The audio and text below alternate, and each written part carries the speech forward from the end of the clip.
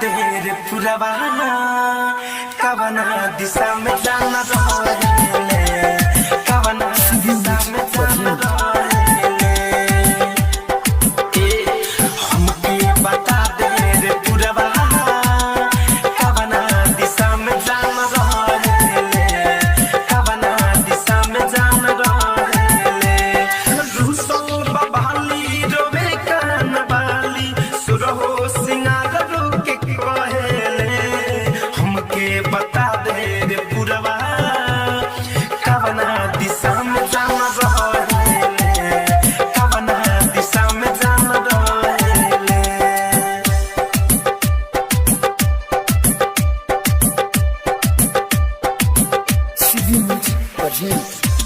आप सुन रहे हैं धनंजय थरकर को सुनते रहिए और झूमते रहिए लागे ना मुरझिया कैसन बादे पिया सिर से सरक जाता शादी हो शादी हो शादी हो लागे ना मुरझिया कैसन बादे पिया सिर से सरक जाता शादी हो शादी हो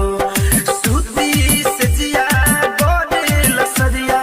अखिया से कजरा बहेले हमके बता दे रे